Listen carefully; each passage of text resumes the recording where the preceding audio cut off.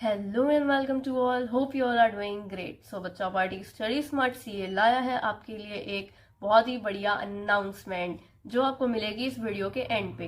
पहले हम डिस्कस करेंगे कि हमारी ऑडिट का न्यू पैटर्न क्या है, क्या क्या चेंजेस आए हैं, एंड गेस व्हाट, हम साथ में डिस्कस करने वाले हैं strategy to score 70+ in audit. And trust me, अगर आपने इस स्ट्रेटेजी को अच्छी तरीके से फॉलो किया ना तो आपके एग्रीगेट में सबसे बड़ा कंट्रीब्यूशन आपके ऑडिट सब्जेक्ट का होगा। So let's start with our session. अब इस न्यू पैटर्न में डिवीजन ए एमसीक्यू में आपकी आएंगी 3 केस स्टडीज और 3 जनरल एमसीक्यूज, जो कि पहले भी आते थे, बट पहले आपके आते थे सिर्फ 2 case studies of 8 marks each और बचे 14 मार्क्स के लिए आते थे जनरल एमसीक्यूज। बट अब इस न्यू पैटर्न में आपकी आएंगी 3 case studies. First will be of 10 marks, second 8 marks, third 6 marks. That is 24 marks की तो आपकी सिर्फ केस स्टडीज आएंगी, रिमेनिंग 6 मार्क्स के जनरल एमसीक्यूज। ये जो केस स्टडीज है जैसी पहली आती थी उस तरह की नहीं है, अब इनका लेवल बहुत ज़्यादा इंक्रीज कर दिया गया है, इनकी डिफिकल्टी लेवल को इंक्रीज कर दिया गया है। अगर आपने एमटीपी सॉल्व की होगी या आपने एमटीपी देखी होगी तो आपको पता होगा कि किस लेवल के केस स्टडीज इस बार दिए थे आईसीएआई ने। बट डरने की ज़रूरत नहीं है, क्योंकि अब ये पैटर्न समझने के बाद हम इसे क्या करना चाहिए, इसके लिए क्या स्ट्रेटेजी फॉलो करनी चाहिए वो भी समझेंगे। तो ये तो यहाँ पे हुआ आपका division A. Now division B, descriptive questions. इसमें ना पहले ऐसे होता था, अगर किसी भी बच्चे ने थोड़ा भी अच्छे से पढ़ाई की है ना, उसके लिए कहीं ना कहीं 14 मार्क्स सिक्योर करना थोड़ा इजी होता था। जो हमारा फर्स्ट क्वेश्चन होता था कंपलसरी, उसमें क्यों? क्योंकि वो एक तरह का ट्रू फॉल्स होता था, करेक्ट इनकरेक्ट। आपको एक स्ट्रेट स्टेटमेंट दे दी गई है, आपको कुछ भी एक जो एक्चुअल में बुक में लिखा है वो स्टेटमेंट उठा के लिख के दे दी गई थी और बोला गया था कि बताओ ये करेक्ट है या इनकरेक्ट, जिसमें बच्चे के लिए कंपेरेटिवली मार्क्स स्कोर करना थोड़ा ईजी होता था। बट अब आईसीएआई ने करेक्ट इनकरेक्ट हटा दिया है। अब आपको पेपर में एक भी करेक्ट इनकरेक्ट देखने को नहीं मिलेगा। अब आपके ये पूरे 6 डिस्क्रिप्टिव क्वेश्चंस या तो केस स्टडी बेस्ड होंगे या कुछ स्ट्रेट फॉरवर्ड क्वेश्चंस होंगे, जिसमें आपको पूरी एक्सप्लेनेशन प्रोवाइड करनी होगी, which has increase the difficulty level. Also आपके लिए पेपर बहुत ज़्यादा लेंदी हो जाएगा, क्योंकि अब 2 मार्क्स का एक भी क्वेश्चन नहीं आने वाला है। अब आपके जो क्वेश्चन हैं, हर क्वेश्चन डिवाइडेड होंगे 4 पार्ट्स में, which will be of 4 4 3 3। That is आपको आंसर्स लिखने में टाइम लगेंगे। पहले आपको 2 मार्क्स के लिए जितना लिखना होता था 4 मार्क्स के लिए आपको उससे डबल लिखना होगा। ऑल्सो अगर पहले आपकी इस क्वेश्चन में किसी एक पॉइंट में किसी, जैसे ये 7 क्वेश्चन आते थे इसमें 2 मार्क्स ईच के, अगर आपकी किसी एक में भी मिस्टेक हुई ना तो आपका 2 मार्क्स जाता था। अब अगर आपकी इनमें से किसी भी एक में मिस्टेक हुई तो मिनिमम आपके 3 मार्क्स तो जाएंगे ही जाएंगे, जिसकी वजह से अब आपको और भी ज़्यादा सीरियस होकर पढ़ने की ज़रूरत है। अब ऑडिट में मार्क्स स्कोर करना कंपेरेटिवली और भी ज़्यादा टफ हो चुका है और भी ज़्यादा डिफिकल्ट हो गया है। डिस्क्रिप्टिव क्वेश्चंस में भी कोई एकदम स्ट्रेट फॉरवर्ड केस स्टडीज नहीं है।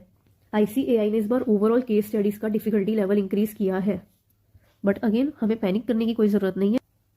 तो अब आपकी ऑडिट पेपर को क्लियर करने के लिए स्ट्रेटेजी क्या होनी चाहिए? सबसे पहले तो जिन्होंने क्लास खत्म कर लिया उनके लिए तो बहुत ही सही है, और अगर किसी ने क्लास नहीं खत्म किया तो सबसे पहले उनको अपनी क्लास खत्म करनी होगी। अब क्लास खत्म करने का मतलब ये नहीं है कि देख के छोड़ दिया, इस तरीके से क्लास देखो कि आपका कॉन्सेप्ट क्लियर हो, बिकॉज केस स्टडी आप तब तक सॉल्व नहीं कर सकते हो जब तक आपका कॉन्सेप्ट क्लियर ना हो जाए। इसलिए अब इस न्यू पैटर्न में सिर्फ रट्टा मारना काम नहीं आएगा, पहले आपको अपने कॉन्सेप्ट को क्लियर करने की ज़रूरत है, उसके बाद हम आएंगे लर्न करने पे। तो जैसे कि आपकी क्लास खत्म हुई, अब आप करो अपना लर्न करना स्टार्ट। अब लर्न किस तरीके से करना है, किस स्टेप से करना है?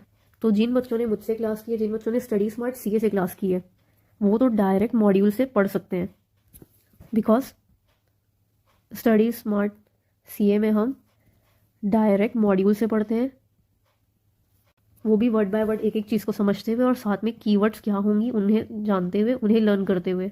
इसलिए अगर कोई भी बच्चा स्टडी स्मार्ट सीए से पढ़ रहा है तो वो डायरेक्ट मॉड्यूल से लर्न कर सकता है। बट अगर कोई ऐसे बच्चे भी हैं जो किसी दूसरी क्लास से पढ़ रहे हैं, किसी ऐसे टीचर से पढ़ रहे हैं जो मॉड्यूल से ना पढ़ा के अपनी कोई कॉन्सेप्ट बुक बना रखी है उन्होंने, या किसी दूसरी बुक से अपनी बुक से पढ़ाते हैं, तो वो रिफ़र कर सकते हैं किसी भी एक टीचर का क्वेश्चन बैंक। ज़रूरी नहीं है कि आप जिनसे पढ़ रहे हो उनका ही क्वेश्चन बैंक हो, आप किसी भी टीचर का क्वेश्चन बैंक रिफ़र कर सकते हो। तो सबसे पहले आप पढ़ोगे, इस क्वेश्चन बैंक से लर्न करोगे, और एक बार जब आपने क्वेश्चन बैंक से लर्न कर लिया उसके बाद आप मॉड्यूल से रिवीजन करोगे। और इनकेस किसी भी बच्चे के पास क्वेश्चन बैंक नहीं है, उन्हें क्वेश्चन बैंक चाहिए, तो आप मेरे टेलीग्राम ग्रुप में आके मैसेज कर सकते हैं, आपको क्वेश्चन बैंक मिल जाएगी।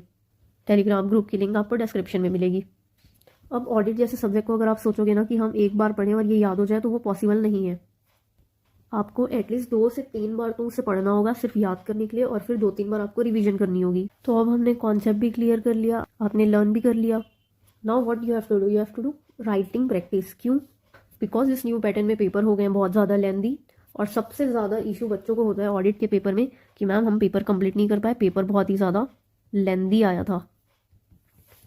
तो जिनको तो अगर पेपर पहले लेंदी लगता होगा ना, उनके लिए तो अब पता नहीं कितना सुपर लेंदी होने वाला है। जिसके लिए हमें करनी होगी हमारी राइटिंग स्पीड को इंक्रीज। और वो कैसे होगा? राइटिंग प्रैक्टिस करने से। अब प्रैक्टिस क्या करोगे आप, कैसे करोगे? जब आप लर्न कर रहे हो, अगर आपको याद नहीं हो रहा है तो आप लिख लिख के याद करो। दूसरा, अगर लर्न हो गया है तो आप एक बार सेल्फ टेस्ट लो, कोई भी क्वेश्चंस उठाओ, उनके आंसर को खुद से लिख के देखो। इससे पहले तो आपकी राइटिंग प्रैक्टिस होगी और फिर आपको ये पता चलेगा कि जो अभी तक आप लर्न कर रहे थे वो एक्चुअली में आपको याद हुआ भी है या नहीं। एंड देन पेपर में अगर अच्छे मार्क्स स्कोर करने हैं, आपको ये जानना है कि किस तरीके से पेपर की चेकिंग होती है, तो सबसे बेस्ट तरीका है उसके लिए test. And if you will ask me, then मैं सजेस्ट करूंगी आपको CA test series. This is one of the best test series जो मुझे लगती है, जो मैंने अपने टाइम पे यूज़ की है। सबसे पहला तो इनका इवेल्यूएशन एज़ पर ICAI होता है। फिर अगर एक बार आपने टेस्ट सीरीज परचेज कर ली तो उसके बाद अगर आपको कोई डाउट है तो ये आपको डाउट सॉल्व करके भी देते हैं। फिर ये जो इवेल्यूएशन है ये भी आपको विद इन 2 to 3 days मिल जाएगा। एंड ट्रस्ट मी, ये पूरा इवेल्यूएशन एज़ पर ICAI ही होता है। जिस तरीके से ICAI चेक करती है उसी तरीके से ये पेपर चेक करते हैं। आपको इससे आइडिया हो जाएगा कि आपकी चेकिंग कैसे होने वाली है आपके पेपर की।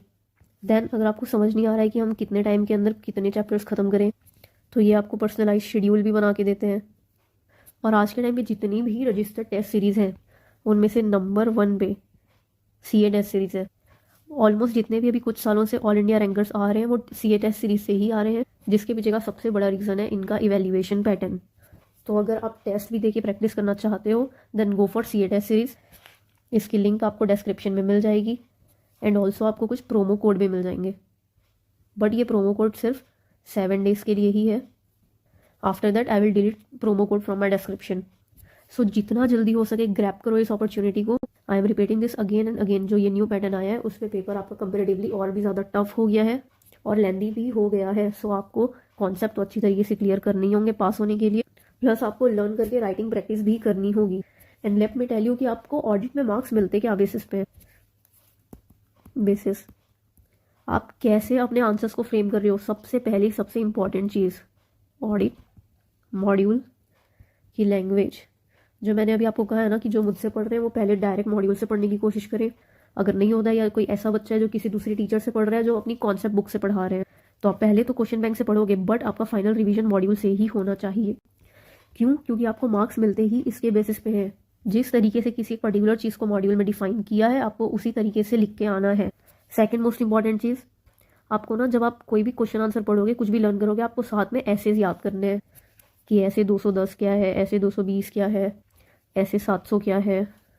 अब हो सकता है कि आपको सारे ऐसेज, उनके नाम, उनके नंबर ये अच्छी तरीके से याद ना हो, तो मेक श्योर अगर आपको थोड़ी सी भी कन्फ्यूजन है ना इस चीज़ पे, तो आप एग्जाम में ये मेंशन करके ही ना आओ।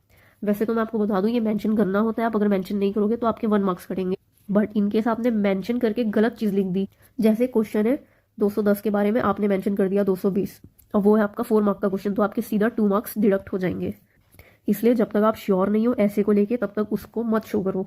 बट अगर मेरी मानो और जो स्ट्रेटजी मैंने दी है वो फॉलो करो, तो आप इन एसेस को इनके नंबर और नाम के साथ अच्छी तरीके से याद कर सकते हो। इन केस अगर आपको एसेस की लिस्ट चाहिए होगी तो अगेन आप टेलीग्राम ग्रुप में आके मैसेज कर सकते हो, आपको लिस्ट मिल जाएगी। देन थर्ड, अगर आप किसी भी चीज़ का एडवांटेज, डिसएडवांटेज या उसके एलिमेंट्स, नेचर, कोई भी चीज़ पूछी है, लाइक मान लो आपसे ऑडिट के एडवांटेजेस पूछे हैं या ऑडिट की नेचर, ऑडिट की स्कोप, उसकी ऑब्जेक्टिव या उसके एलिमेंट्स कुछ भी पूछा है, तो सबसे पहले आप डिफाइन करोगे कि ऑडिट है क्या। उसके बाद क्वेश्चन में जो भी ये चीज़ें पूछी गई है वो एक्सप्लेन करोगे। उससे क्या होता है ना, चेकर की नज़र पे इम्पैक्ट अच्छा पड़ता है। देन अब जो ये डेफिनेशन है ये तो एक ही होता है, ये आपको पूरा एक बार में लिखना होता है, ये आप पैरा में लिखो तो चलेगा, बट बाकी जो भी चीज़ है ना मेक श्योर कि आप उन्हें पॉइंट्स में शो करें। और वैसे भी हमारी मॉड्यूल में भी हर चीज़, ऑलमोस्ट चीज़ें पॉइंट्स में ही शो की गई है। अब अगेन मुझे ना बहुत से बच्चे टेलीग्राम में मैसेज करते हैं कि मैम सिर्फ हेडिंग लिख के आ जाए तो चलेगा। नहीं, बिल्कुल नहीं चलेगा। फिर वो बोलते हैं कि हेडिंग लिख के बस एक लाइन एक्सप्लेन कर दे, चलेगा। देखो अगर तुम्हें ये करना है तो करो, पर अगर ये 4 मार्क्स का क्वेश्चन है ना तो ये पूरा इतना लिखने का तुमको 1 नंबर मिल जाएगा।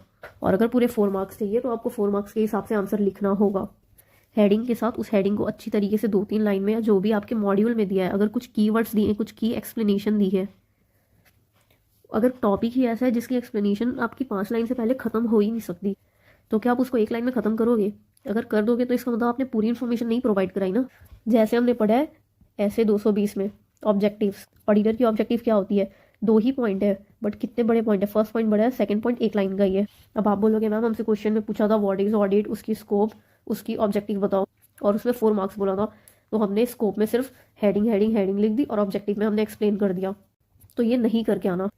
अगर कोई भी ऐसी पॉइंट वाली चीज़ें पूछी है ना तो उसे एक्सप्लेन करके आओ। एटलीस्ट जितना मॉड्यूल में एक्सप्लेन किया है उसका 2 लाइन तो कम से कम करके आओ। सो आई होप इससे आपको ये भी समझ आ गया कि जनरली बच्चा गलती क्या करता है जिसकी वजह से आपकी ऑडिट में मार्क्स कट होते हैं, जो सब हमें अवॉइड करनी है। और अगर आपको प्रैक्टिस करनी है ना, आपको चेक करना है कि आप ये गलतियाँ कर तो नहीं रहे हो, तो अगेन उसके लिए सबसे बेस्ट चीज़ है CA टेस्ट सीरीज, क्योंकि इनका इवैल्यूएशन होता है as per ICAI।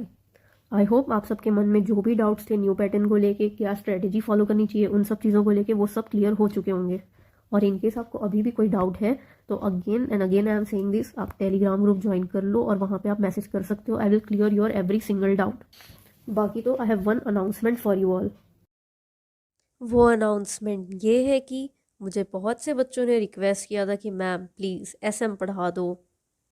So here we are. So let me tell you this, as exam को ज़्यादा टाइम बचा नहीं है। हमारे एग्ज़ाम कुछ खास पोस्टपोन हुए नहीं हैं, सिर्फ 1-2 दिन से आगे पीछे कर दिए गए हैं, इसलिए ये बैच कॉम्प्रिहेंसिव बैच नहीं होगा। बट हाँ, जो भी पढ़ाया जाएगा मॉड्यूल से पढ़ाया जाएगा। ये एक तरह का फास्ट ट्रैक बैच होगा जो कि एग्ज़ाम पॉइंट ऑफ व्यू से कराया जाएगा, एग्ज़ाम ओरिएंटेड होगा। इसमें आपको उतनी डिटेल्ड एक्सप्लेनेशन नहीं होगी, बट देन ऑल्सो आपके एग्ज़ाम के लिए सफिशिएंट होगा। आई होप आपको कोई फर्दर डाउट नहीं है, और अगर है तो आप मुझसे पूछ सकते हो। I will clear your doubt. Thank you and all the best.